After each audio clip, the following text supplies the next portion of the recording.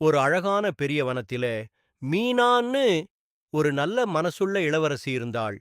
அவளுக்கு மலர்கள் ரொம்ப பிடிக்கும். தினமும் வனத்துல சுத்தி சுத்தி விளையாடுவாள். ஒரு நாள் மீனா பூக்கள் பறிக்க போனப்போ குவாக் குவாக்ன்னு அழுகிற சத்தம் கேட்டது. அங்கே ஒரு சின்ன பசை தவளை உட்கார்ந்து அழுதுகிட்டு இருந்தது. "ஏன் அழுறே குட்டி தவளையே?"ன்னு மீனா மெதுவா கேட்டாள். தவளை சோகமா சொன்னது, "நான் உண்மையில ஒரு இளவரசன், ஒரு கெட்ட மந்திரக்காரி. என்ன தவளையா மாத்திட்டாங்க. யாராவது உண்மையா நண்பனா இருந்தா தான் நான் மீண்டும் இளவரசனா மாறுவேன்." மீனாவுக்கு அந்த தவளையை பார்த்து ரொம்ப பாவமா இருந்தது. "கவலப்படாதே, நான் உன் நண்பின்னு சொன்னாள்."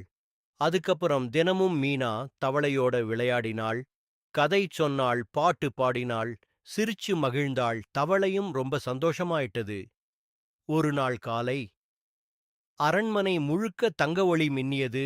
பூவும் தவளை மெதுவா மாற ஆரம்பிச்சது. சிறிது நேரத்தில் அங்கே ஒரு அழகான இளவரசன் நின்றிருந்தான்.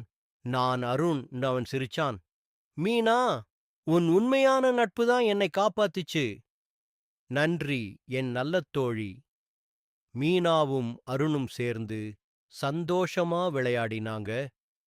அந்த வனம் முழுக்க அழகான பூக்கள் பூத்தன. கதையின் நற்பொருள்: உண்மையான நட்பு எல்லா மாயத்தையும் வெல்லும்.